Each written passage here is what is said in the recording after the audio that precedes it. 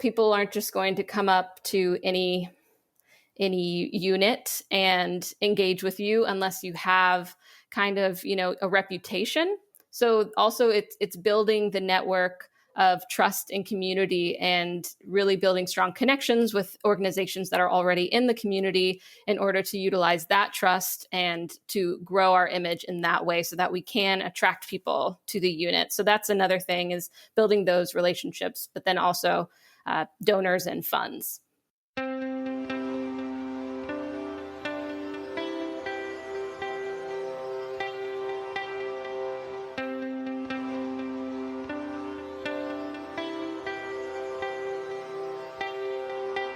You're listening to Relish This, the Purpose Marketing Podcast. Here's your host, Stu Swineford. Hey everybody, this is Stu. Are you getting everything you can out of the materials you produce? On today's show, I had a really fun conversation with Francie Saunders, and she's one of the founders of Ubiquitous Empowerment, an up-and-coming organization that's focused on helping underserved youth communities live happier, healthier lives through increased access to sexual health education and services. The bulk of our conversation centered around all of the momentum they've built on social during their research phase and how they can leverage and repurpose those materials to get the most out of every asset they've created. We also discussed ways to leverage their reach and ability to serve online as proof of concept to fundraise in order to fuel their future in-person mobile clinic play. Francie's just great. I hope you enjoy the show. Hey, Francie, how are you today? I'm good, Stu. How are you? I'm well. Thanks for joining me on the show. I appreciate it. Of course. Thank you for asking me to be a part of it. Oh, my pleasure. It's really good to talk with you. Are you up in Fort Collins? I'm actually in Memphis, Tennessee, where my family is for the holidays. But usually, yes, I'm in Fort Collins. All right. What's it like in Memphis today? It's really sunny and nice out. There's no snow here, which, is good and bad, but it's a beautiful day. Awesome. That sounds great. I think I was in Memphis once way back in high school or maybe even late junior high, but it's been a long time since I've been there. Oh, really? Yeah. That's what people say, they've been through a couple times, or they say, not Memphis, but Nashville. And I'm like, right? Yeah, well. Same state, right? Right. Well, again, thanks for hopping on the podcast today. I'm excited to hear what you're up to with Ubiquitous Empowerment. And I'll let you tell that story a little bit. Sure. Yes. And thanks again for having me on. I love to talk about, social ventures, nonprofits, business for good in general. So it's really exciting to be here and speak with you. But yeah, so Ubiquitous was born out of the MBA that I just earned, which is an MBA in Global, Social, and Sustainable Enterprise from Colorado State University. And it's actually now called the Impact MBA. They just changed the name. And so basically, the whole program is an entire MBA, comprehensive in that way, but it does take a huge focus on global, social, and sustainable use of business for good, people, planet, and profit. So in the beginning, we were kind of challenged to do our research and bring to everyone. There was a cohort of 27 of us, but bring to everyone and propose ideas in which there's so many global challenges, really, and bring 3 of them that have the potential for enterprise to make a difference to solve some of the issues, alleviate some of the challenges that face it. So one teammate, my teammate Reed, my first teammate, we both kind of brought to the table similar ideas, but basically that revolved around sexual and menstrual health. And we decided to pair up and kind of dive into this global challenge and see what we found out about really what are the barriers standing in the way of people getting the sexual, menstrual, reproductive healthcare services and information they need to make the healthiest choices. And over a year and a half, we gained another teammate, Emma, and we researched, we interviewed, we surveyed, we tested, and we found that there's a lot of issues. It's really about access and, of course, cultural issues and stigma, but Ubiquitous. So our mission is just founded in breaking barriers that stand in the way of young people getting these sexual and menstrual products, services, and information they need to make their healthiest choices for their minds and bodies. And what we found was a very feasible way of doing that would be a mobile health unit that focuses in bringing products and services that are affordable directly to young people living in urban settings, because a lot of the time school doesn't provide access to these products and services, and there's a lot of misinformation out in the world. So to make it easier and kind of solve the access problem that way. But we did research other things like a customizable education online platform that has curricula about mental health, physical health, even financial literacy to kind of supplement the education system. So we saw that there's just a lot of issues in education and access. And so that's kind of what Ubiquitous revolves around. And we had just an amazing time learning how deep these problems go and what would be feasible, viable ideas in making it just easier for young people to get the information and services they need to make the healthiest choices. Gotcha. And you are planning to roll out this mobile unit in Memphis first, correct? That is exactly right. Yes, I did leave out that part that we focused in Memphis, Tennessee, where I am now and where I'm from. So the program that I was in, we would have taken the summer months and gone anywhere in the world to research. But of course, COVID-19 came around. And so those plans were all just totally destroyed. But we luckily had focused domestically, these aren't just problems, in developing countries. There are problems in the US too. So yes, we looked at Memphis because it is an interesting location where there might be a lot of cultural stigma, but there's also a lot of progress and amazing activists and organizations that are working on these problems like high STD rates, high teen pregnancy rates, and high high school dropout rates. So it was a really unique spot to come and see where there's problems, where there's people working with them, and have also the connections of being from here. Oh, that's great. Are you primarily focused on lower income areas, or are you seeing this as a problem that spans kind of all of those economic layers? Definitely. That's a great question. We know that this problem is especially hard for people living in low income situations when you can't afford products and services that you need. So we would love to bring that directly to low income populations, but we would visit all different zip codes really and try to serve everyone. But we would definitely focus on those that are more explicitly underserved. But we talked to some experts here in Memphis, and she's the CEO of Sister Reach, Charisse, and she was telling us how, it's a problem definitely for people living in low income, but it presents itself differently for maybe more privileged people who might go to a better school, but it's still a bit like secretive because of the cultural stigmas. So it maybe doesn't present itself as blatantly, but that everyone needs better access to these products and services and information. Gotcha. And what's the primary age group that you're trying to start with in your outreach? So our research revolved around 11 to 27. We were like, this is kind of, because, there's kids going into puberty, but then also our research showed that young people going into college, typical college age, still don't have the information they need that's just medically accurate, that's totally informed. So we didn't want to leave them out either. So it's kind of that range, but typically middle school, high school aged kids. Okay.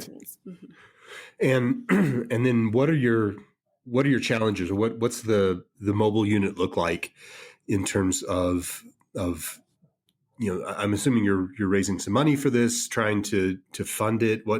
What are those challenges that you're seeing right now to get this program up and running? Right. The big challenge is funding. So we do have it framed as a nonprofit because that was just the way that we found this would be most feasible. But getting grants is difficult. And especially during this time, although my mother has worked in development for nonprofits for about 20 years, and she does know that there are opportunities. You just have to find them and go after them. And so that's probably the biggest. And then really establishing this is all about trust.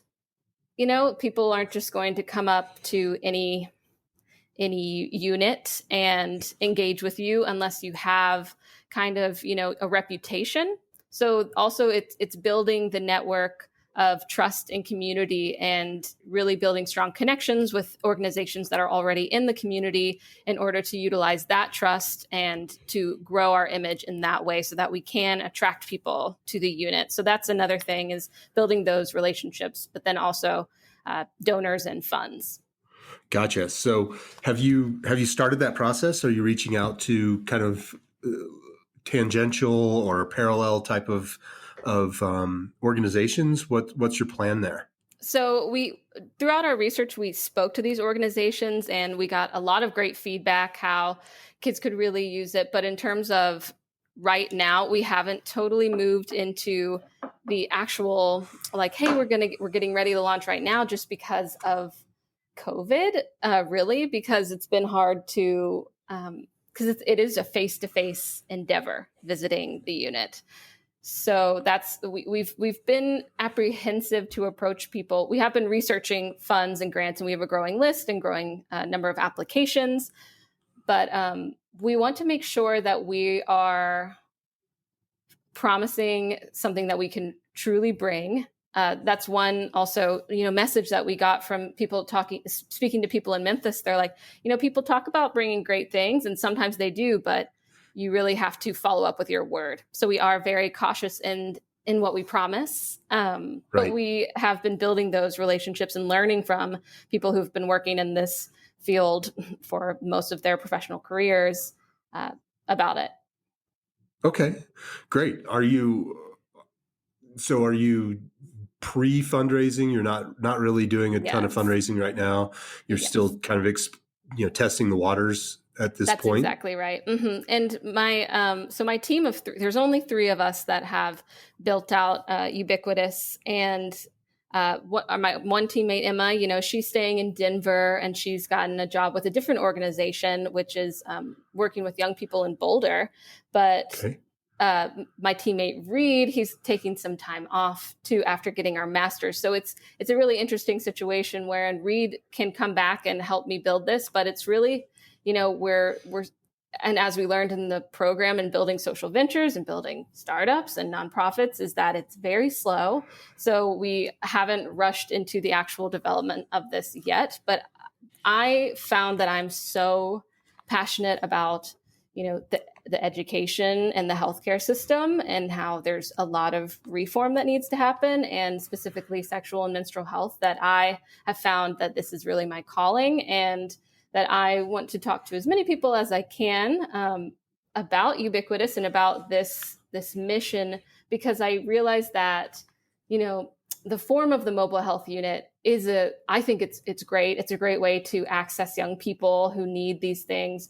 But I understand that it might have to take on a different form maybe, or that we even need to speak to more people to see if it would really work, or do some more testing, because we really didn't get it to go out there and do much testing of our, minimally viable product. Although we did once at a street market, and we got, bites and stuff, but it's just, I think it would have gone different with COVID. Not that I'm complaining. I think we've built something amazing. But yes, we are very much we're still in the egg. We have not yet hatched. If that's Gotcha.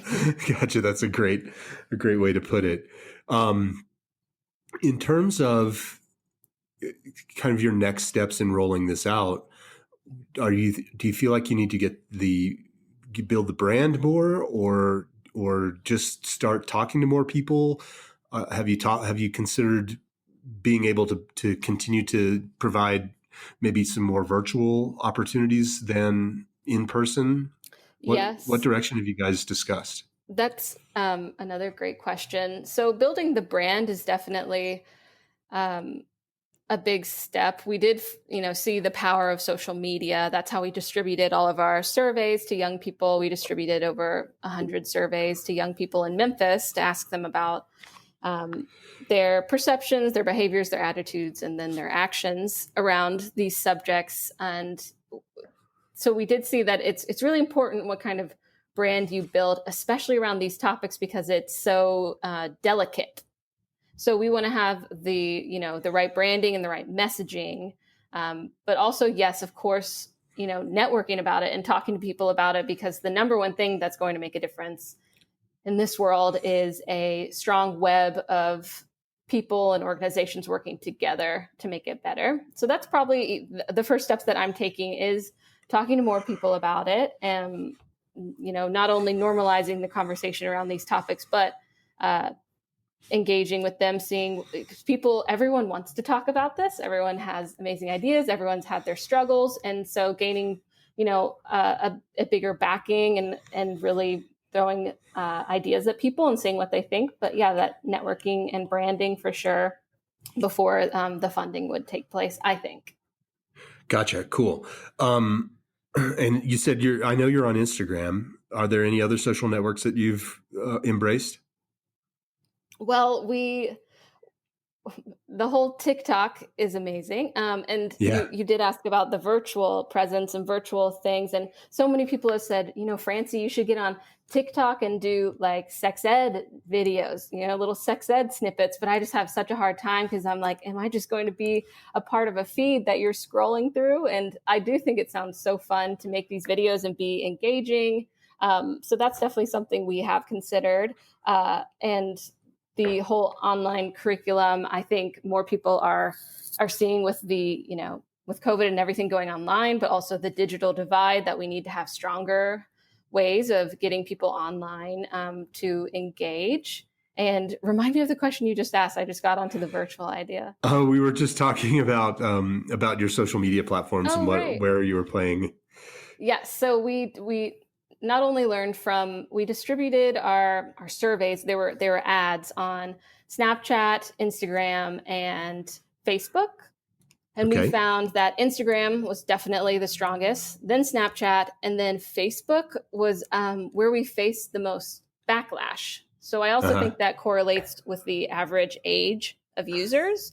So on Facebook, we got adults that were like, commenting and saying, kids don't really need this. I don't know what you're talking about. And then on Instagram, we had young people being like, this is amazing. We definitely want this.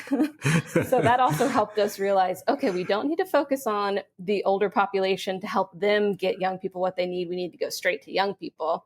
So social media has definitely, we realized from the beginning, this is going to be a huge factor in success. So we've grown, a lot of our followers came from those advertisements on Instagram. And then, I think we definitely have to be strong in the Snapchat and TikTok world as well, though those are a little different. But I did curate like the whole feed on Instagram. It's like mini sex ed lessons, basically. And then we also used it to for those advertising promos. So that was really useful and did reveal a lot. And the main goal of that was to get people interested in the brand and then be willing to fill out a survey. Is that accurate? Yes, that's exactly accurate. Yes. And so you said you were able to collect about 100 surveys? Mm-hmm. Over 100 surveys. Yes. And we had very interesting finding from those. We asked about willingness to pay, willingness to visit, if you would even walk up to the unit, if it would feel private, safe, approachable, the interest in the kind of items or services we would offer. And so we got a lot of feedback about what people say, at least, that they would want and what they would do. Okay, gotcha. That's awesome.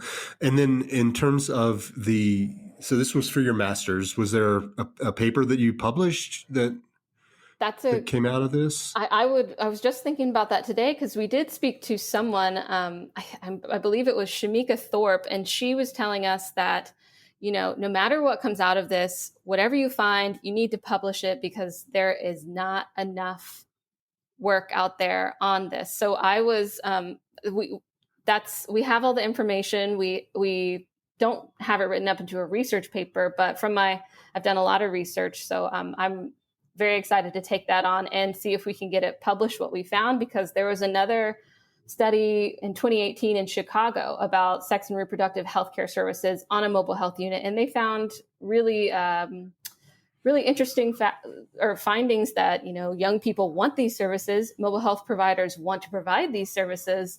And so there is a market out there. And I'd love to do that. We also completely wrote out a business plan for the mobile health unit.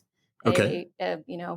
Over 20 pages, all about our market, our marketing, the industry, our organization, our development, the management, and everything. And that I can share that with you for sure. And I think I can make that public so that people can look at it and share their ideas as well. Yeah, that'd be great. We can publish that in the show notes if you want to share that with me and are comfortable sharing it with the audience. I would echo the sentiment of the advice that you got in terms of having this research and being able to take that and share it with the world, as well as just getting it out there. That's only going to improve the brand recognition, increase validity, and really kind of kickstart this fundraising as well as just brand awareness campaign that you're going to need to on which you're going to need to embark in order to kind of fund your mobile unit and all of your activities. So I certainly think that continuing to move toward that idea of publication of that research would be fantastic. It may be worth continuing that survey and expanding your reach. How many followers did you pick up on Instagram during this campaign, do you think? Probably close to all of them. I know I did share that, I was building out this Instagram. I think we only, we have less than 200 followers, but as soon as we started the ads, we gained at least 100. And so it was really effective in terms of that. And we did offer some incentives. It was, really hot summer Memphis. So we offered, a free box of popsicles from a local popsicle vendor for, a few lucky winners. So that we did have some incentives, but also people really, they wanted to be a part of this conversation, the young people. So that's great advice. I'd love to continue this research and keep getting more feedback from young people, throughout the year. Yeah, it's interesting. I mean, it's one of these things where you've done all the heavy lifting. Obviously, there are costs associated both in time and if you choose to run more ads, there are ad costs there. However, you've built the platform and you have done all of that initial momentum building in terms of getting that inertia and moving things forward that I think you could capitalize on and just kind of keep that ball rolling to continue the metaphor, where the hardest part has already been done, and so now it's just kind of coasting and keeping your foot on the gas just a little bit, and it feels like you might be able to expand into other communities, into other areas to get additional just additional information that could then become kind of this even bigger study that falls out of this. But one of the things that we recommend and we see a lot in social is there's a tendency to coast once one has made it to a certain level and has decided, I have 500 followers or I have 1,000 followers or whatever the goal was. And the tendency is to kind of let off the gas, which is natural. However, what tends to happen is you start to bleed the interest and the excitement about what you're doing. And people are like, well, these guys were publishing, every week or whatever your cadence was. And all of a sudden they just kind of stopped. there's an opportunity there that I think you might want to consider in terms of just keeping the foot on the gas, even if it's just a little bit, to maintain interest and create opportunities for back and forth conversations. I definitely agree with that. And I appreciate that feedback, because I know it's really hard work, it's nice to hear that you think we've, done all the heavy lifting so far. And I do believe, we have the power to keep coasting but building up, accelerating even more. I appreciate that. Yeah.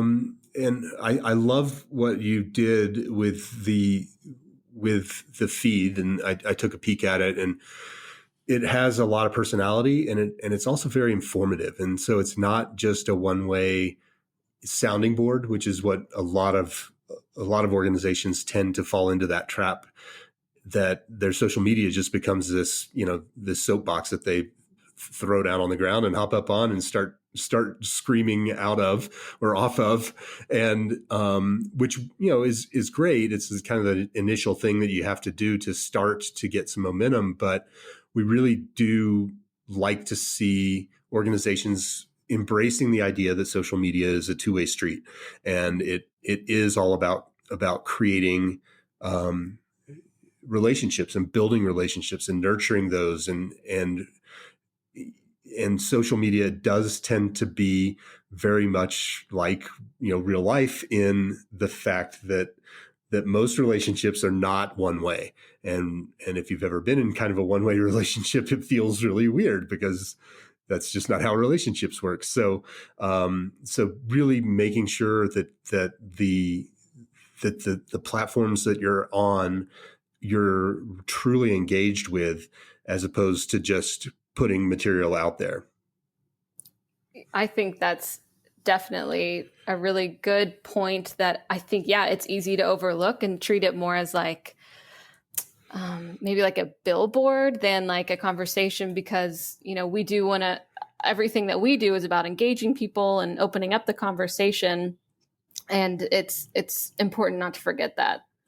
Well, and it sounds like you have a pretty passionate group of kids here who have latched onto the brand and are excited about the information that you're putting out, and are trying to engage. And so, follow-up surveys would be a really good opportunity.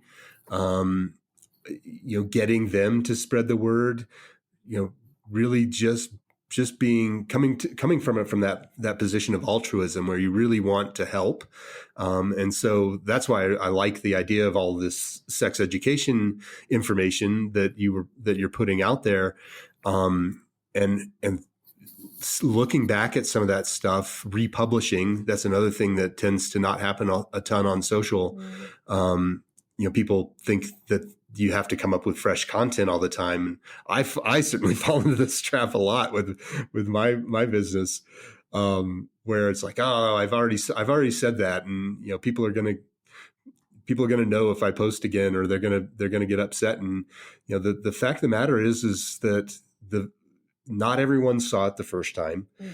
A, B, your audience has changed and grown, hopefully, since the last time that you put that out there. And so,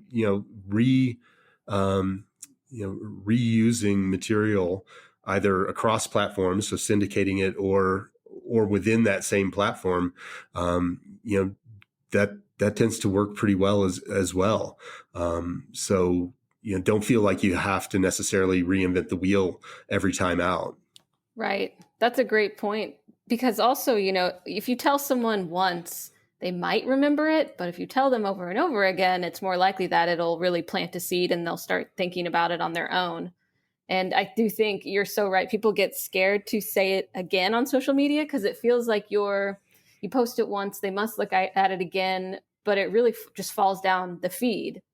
Yep. More than anything. And the odds are that someone's really looking through all your posts, or that all of your followers are looking through all of your posts again and again, is just, naive. Yeah.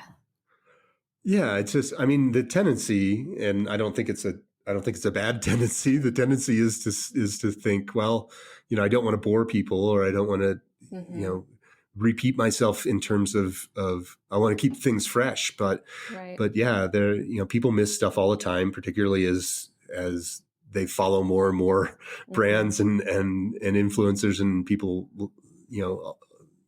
out there. So, Right. just putting it back out is pretty effective. That's a great idea. And my guess is that there's plenty of additional material that you could Yes. share. I liked the style of your Instagram feed. So I think just even taking a block of information that you put out, let's say a couple months ago, and just using a different, a different colored slate on it, you could create 5 different colors and post it once a month for 5 months and see what happens, and see if you actually get more buy-in once it starts getting out there more. And that's another tip to consider with social, is asking questions and really trying to get engagement. So, within those items themselves, really seeing if you can get people to comment by asking a question or really trying to engage. I do love that. I throughout our whole research, I was trying to, you can take polls on social media sometimes, and I do it on my personal account about these things. And, I knew, just because of the sensitivity of these topics, that some people will want to answer and some people won't. So I would really love to continue that and continue, I wish they could be a bit more anonymous on social media, but the polls were really eye-opening for me, just of, my own social media network, about what people think they got enough of and didn't get enough of. And I'd love to continue that and really make it feel like it's not just that there's a real person who cares behind the account, not just someone running it because it's their job.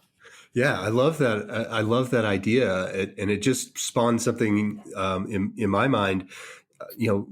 Why not run a poll just to ask people what they'd like to hear? What kind of information? What would you want? What do you want to see more of?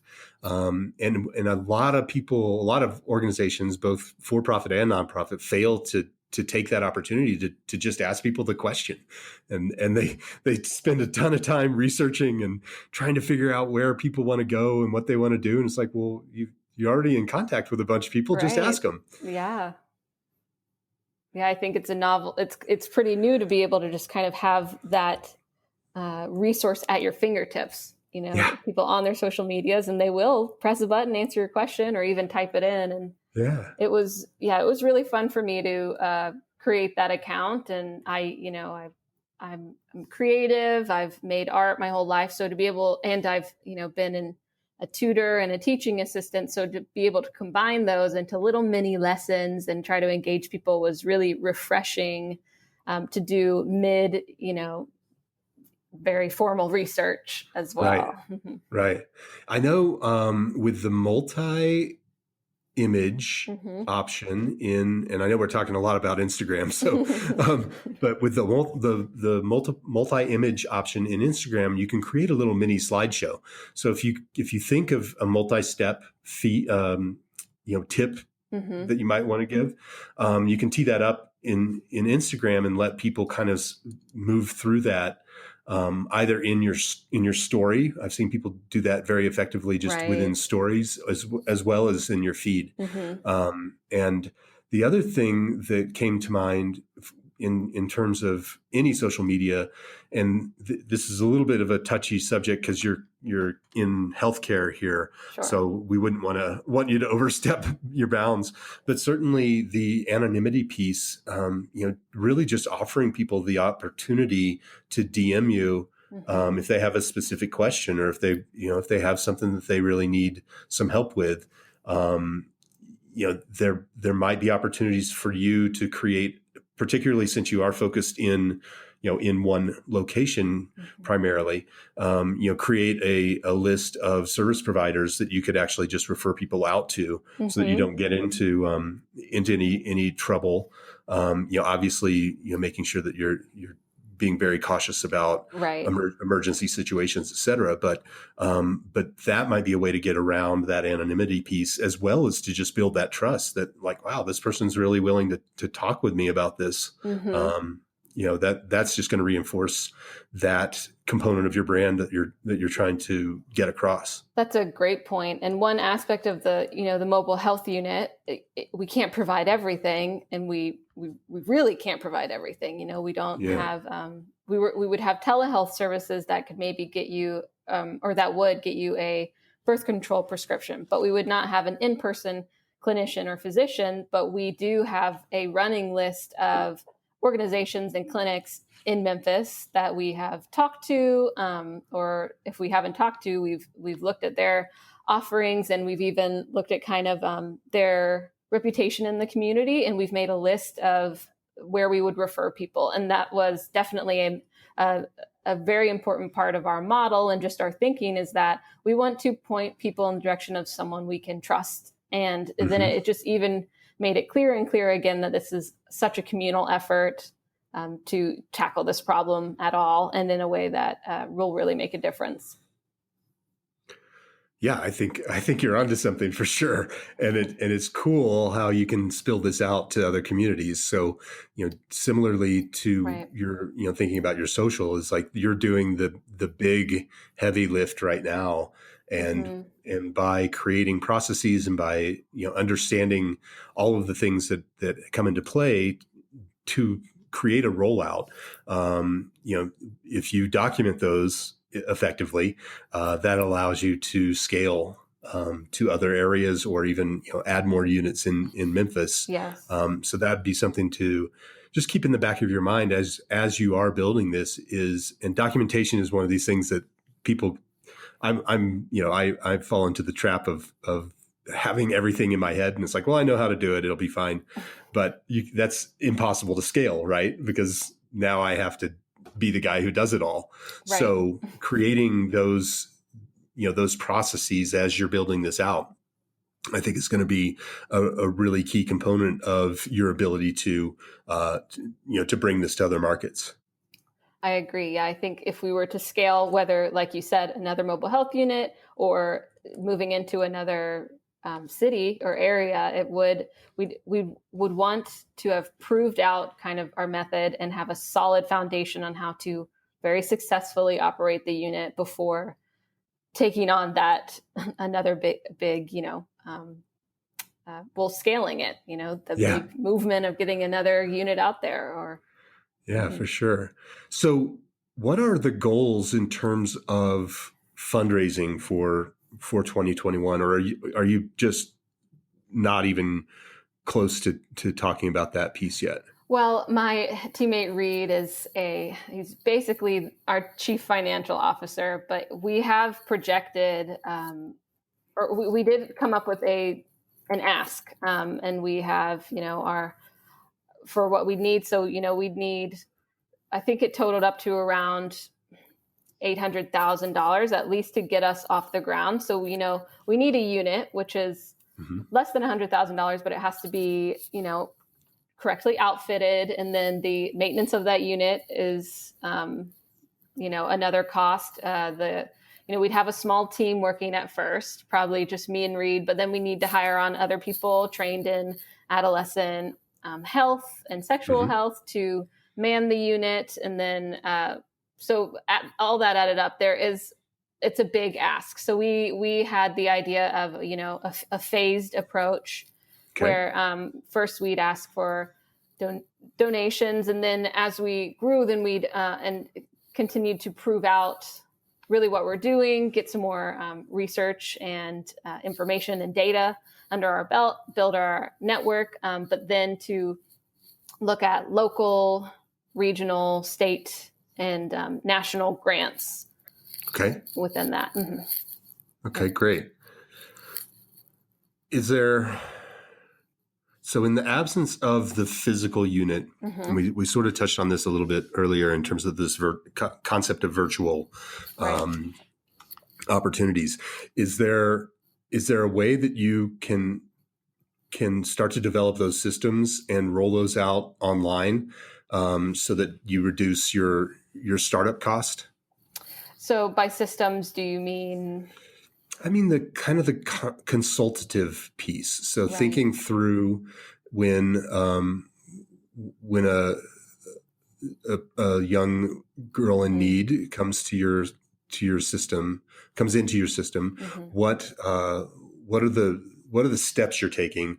What are the onboarding steps? What's that process look like? Right. And start to fine tune that from a virtual standpoint. So that you have, again, coming back to that process piece, you have some of that stuff really refined and ready to go. That demonstrates validity, and it demonstrates the ability to actually provide this service, which then will kind of help snowball the donor piece and the grant piece, and all of that stuff kind of comes into play in terms of pieces of the puzzle that you say, okay, well, we rolled this out online. Due to, the story would be due to COVID and financial constraints, we wanted to get this out into the marketplace as quickly as possible, because there was a real need, during this time of schools being disrupted, et cetera. From there, you've developed this process by which you help counsel these kids and help get them the information and the resources that they need, and really documenting that process then becomes this thing that you can go and repeat. You can add a new team member, and there's, this is how we do it. Okay, I can follow that. But you're doing this all within this virtual infrastructure to start, because the in-person is not only costly, but also maybe a little less of an opportunity right now. Right. That's a great point. And I feel like, I just love the terms that you used. They're a bit unfamiliar to me, just because although we're building a nonprofit, I haven't had so many conversations about that, but that is such a great point. So yeah, we'd want to build that out stronger. And it makes me think, how, when people do approach us, we want to point them, if they're looking for something we can't provide, of course, that network of like local trusted clinics comes in hand. But then the telehealth portion, where you can get a prescription for hormonal birth control, like if you need it, I think that's great. But there's a huge digital divide. So even getting people on virtual platforms, I did listen to a recent podcast that you held, where you talked about how it's really hard for some families to even get online. So I'm wondering how you might bypass that challenge when people just can't even access things virtually in general. Maybe you can't go to the library anymore. Yeah, it's really a big challenge, I think, not only from a hardware perspective, in terms of there are a lot of people who don't have the ability to have multiple laptops or tablets or things of that nature. I think right now, particularly given the audience that you're trying to with whom you're trying to engage, that having a good solid mobile presence is going to be important. So making sure that your systems and your website work really, really well on phones. And so leveraging those technologies that, first of all, that your constituents or your stakeholders are comfortable with, leveraging those technologies in a way that allows them to use the technology that they already have in their hands.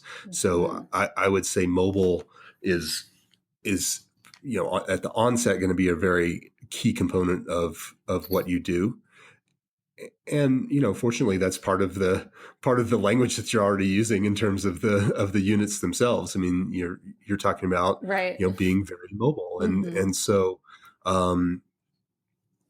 I would look at some of the kind of the newer components particularly of these youth trending social channels, to see if there's opportunities to leverage those for, for group chat type of stuff, perhaps, in terms of being able to kind of do one to many. Mm-hmm. So the other challenge that you have right now is there's only a couple of you guys as well.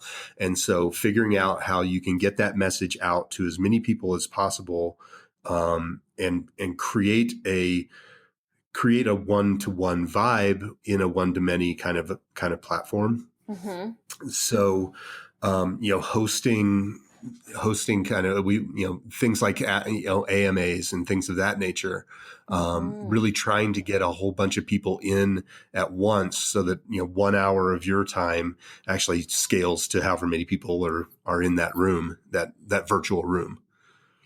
That's a great idea.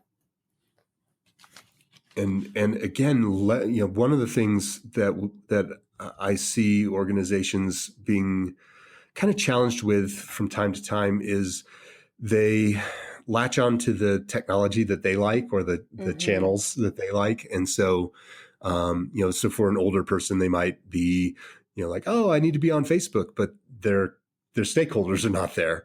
Right. And so just making sure that you are showing up in those platforms that the people you want to reach are using. So like you said earlier, Snapchat, TikTok, those I would say definitely be on my list if I were you, right. in terms of those places that you really get good at playing really well in those areas. I totally agree. And we did learn that in the beginning, where our strengths were and where they weren't, in terms of, how to actually target the people that we really want to target. And you mm-hmm. can't make them join an app. You have to go to where they are and really engage them there. And then it's that presence of feeling like there's a person behind the account that can really engage you and help you have a conversation. And I love the idea of the AMA, especially on these topics, and getting people to really engage that way, ask questions and all at once. Yeah. Great idea. Yeah. I think Instagram, I saw this for the first time the other day, and I'm dangerous enough in social media in terms of, I know enough to be dangerous, but it's not necessarily exactly where my strengths lie. But I did see like an Instagram live kind of event the other day, mm-hmm. which was something I hadn't seen before, that it was part of a guy who does a lot of work in the environmental space. And he his whole Instagram feed is about looking at influencers who are doing things that may not be exactly great for the environment, or particularly in like our national parks, and kind of saying, hey, maybe don't do this. And they held a kind of a live event with one of these influencers, and there were a bunch of people on who could ask questions and have an actual kind of live conversation. And so that would certainly be something I think would be worthwhile to look into, particularly mm-hmm. since that's where you're active, and your constituents or your stakeholders are active as well. That's a really cool idea. Especially because it's not, in terms of the live, I did know about the live, but just thinking about it now as others being able to tune in on a conversation and take part, I think mm-hmm. that's really effective. Yeah. Yeah, I know Reddit has, mm-hmm. and that might not be exactly your audience. I don't know. There's a lot of teenagers on there too. Yeah. But they have AMAs that are right. a little, they're a little more typey, mm-hmm. In terms of how that platform functions, but certainly, I would look into what opportunities TikTok has, et cetera, and just see where you can go with it. I definitely will. So what's your rollout plan in terms of, I know you've talked about grants a lot. Is there a plan for trying to get donors on board that you guys have discussed internally? We have discussed it a bit. the one of the great things about Memphis is that there are a lot of foundations or even individual donors that are very invested in the well-being of Memphis and the growth of Memphis. And Memphis, people know people in Memphis. It's a big city, but it is very, our roots are here, and a lot of people's roots are here. And so we do share that community where we know that there are big donors. And like I said, my mother has worked in the development field for 20 years. And so we have begun to talk about that because she's an expert. And we have talked about, getting in front of people who specifically are interested in better schools or better, whether it be better health for children in terms of, food deserts or food like gardens and local foods, or also the organizations that work to alleviate the challenges that people face living in poverty in Memphis. So we have begun conversations on, basically we've pitched Ubiquitous a lot over the last year and a half.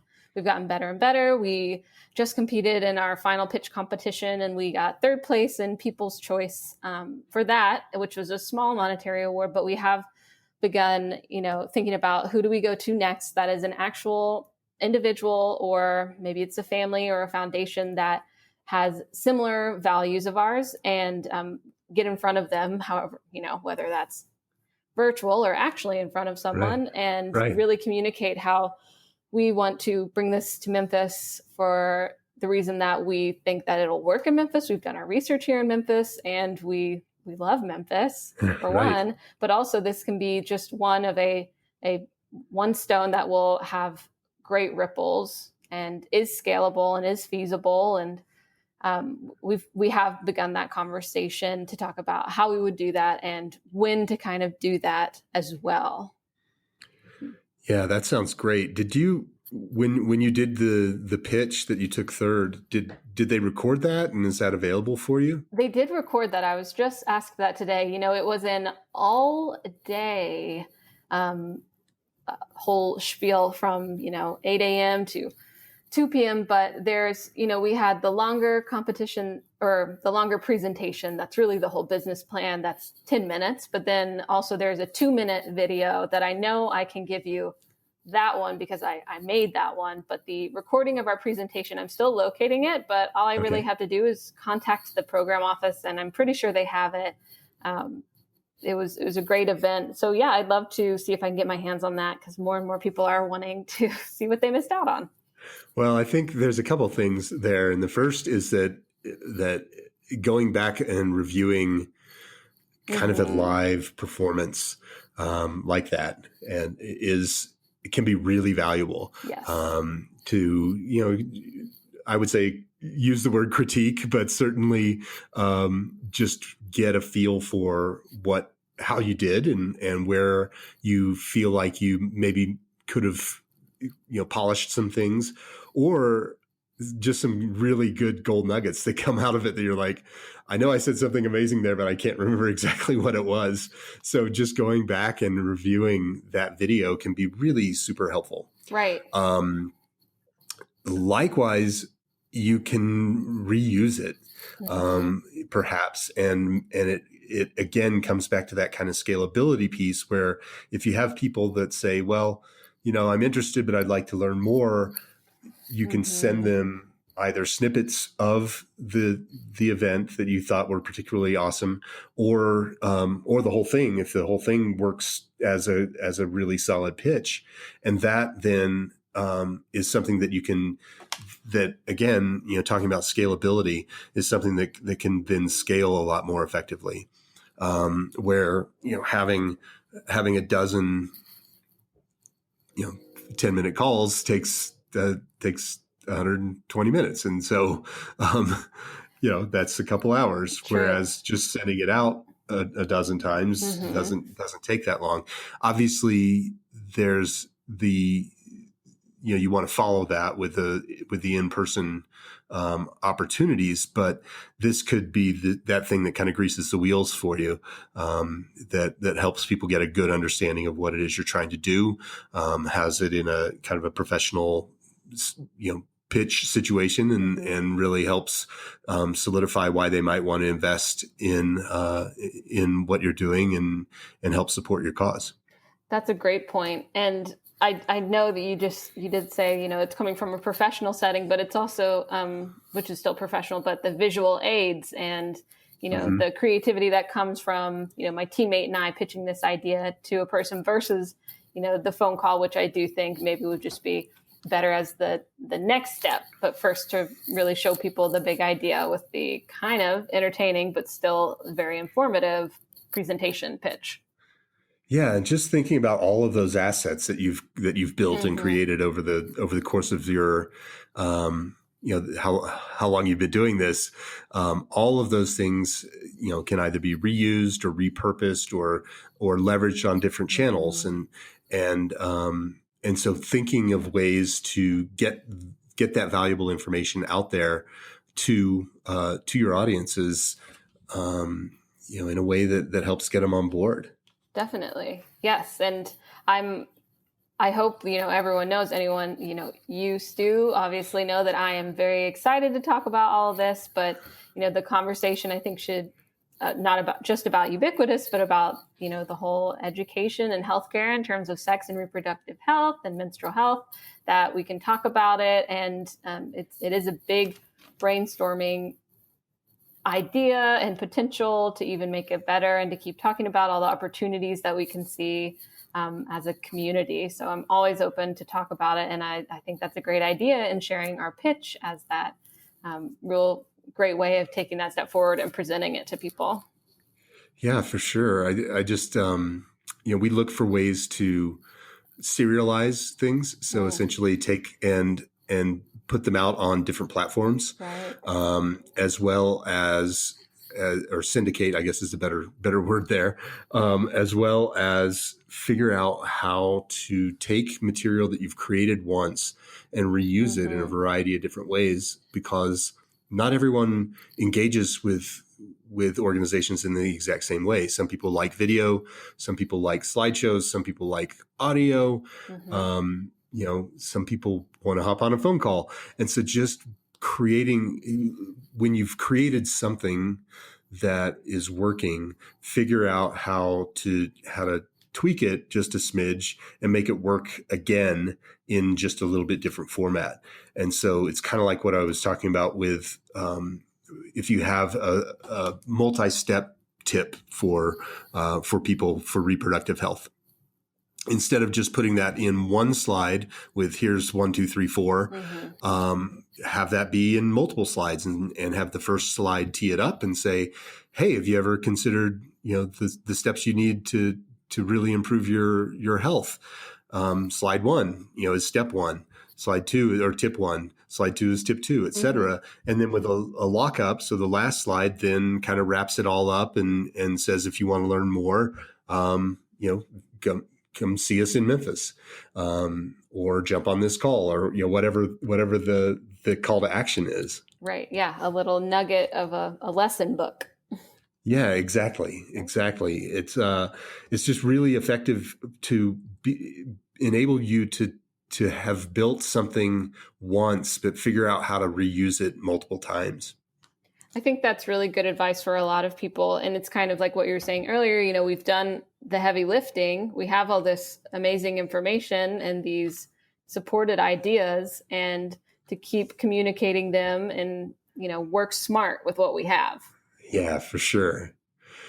I love it. So what are your takeaways from our conversation? I can't believe we've been on for almost an hour. I know. And thank you again for having me. Yes, it's very, very interesting to hear from you and get, advice. This wasn't just a conversation, but this was a conversation with you're very knowledgeable. And I really appreciate you, using this platform to brainstorm and guide people in a way, or at least offer some direction.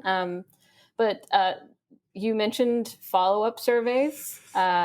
So I think, which also just links back to maintaining that engagement. I do like the idea that you said, just keep your foot on the accelerator, don't totally let off. And I do, we're still working hard, but there's that saying, work smarter, not harder. But, I'll still keep working hard, but also to work smart. Like, we do have these things, we can redistribute them. We can try communicating them through different channels. I think also your points about engaging virtually and seeing how we could have, our minimally viable product online if we can't bring it to the streets of Memphis right now. Like, how can we still be providing something that's of value to the people that we want to help? And of course, I thought, the idea of using, like, especially the presentations that we have done and sharing that around, because I think those are really engaging. The 2-minute pitch, of course, has less information, but it is, it's quick. It's supposed to grab your attention, and that can start more conversations with people who are interested in any sort of facet of what Ubiquitous is trying to do. Yeah, you're getting it. That's awesome. So how can people get in touch with you or find you online? What's the best place for them to find Ubiquitous? Ubiquitous. I would honestly go straight to me. Right now, I am essentially Ubiquitous and I have my team, but like I said, we're really small. So you can find me on LinkedIn. I sent you the link, but my name is Francie Saunders, and that's FrancieSaunders. So you can find me on LinkedIn. You can follow us on Instagram at its.ubiquitous, UBIQUITOUS. And then really messaging any of those or messaging me on LinkedIn. That's how we found each other. So that's a great way of really building a network, of course, and reaching out. And then we can exchange email addresses or wherever it is and start a conversation. Yeah. And like I said, I love to talk about this. I understand that they're, from this program, and I have amazing classmates that came up with other distinctly different but amazing social ventures, and that there is so much potential to create positive impact in this world. And it is only better if we work together and talk about it and brainstorm and learn from each other and support each other, because when one of us succeeds, all of us succeed. I love it. That's a great attitude. So if you've listened to my shows, at the end, I always ask for an action item. I really like to try and get the audience to do something after listening to the show. Mm. If there's one thing that you'd have people do after listening to our show today, what would that be? That's a good question. And, I do know you asked this, but I think one thing that I learned from my whole experience studying this is that you may have never talked about the topics of periods or sex or puberty or reproductive health in your life, really. But once the conversation comes up, people do want to talk about it.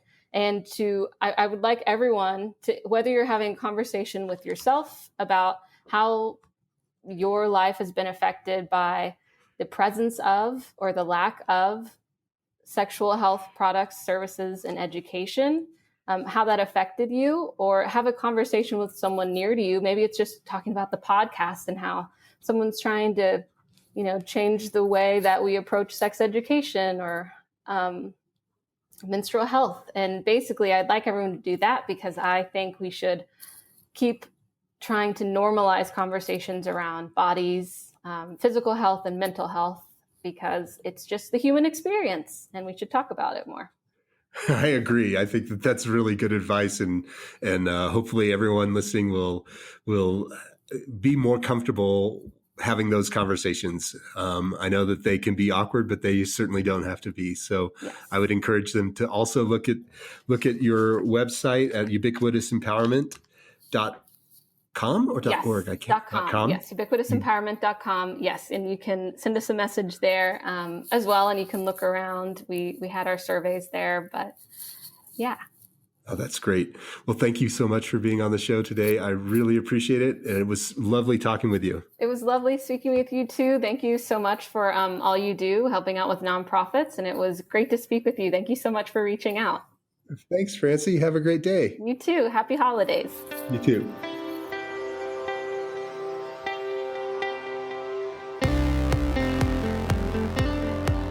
All right, there you have it. Another great episode of Relish This. Thanks for listening. If you would like to learn more about how to apply the audience engagement cycle to expand your organization's mission, there are two things you can do. Right now, you can go to missionuncomfortablebook.com to download a copy of my book. And while you're there, you can get your purpose-driven marketing score to see where you can unearth some gold for your organization. If you'd like to listen to back episodes of the show or sign up to be a guest, go to relishstudio.com/podcast. That's it for this week. I'll be back next week for another great episode of Relish This.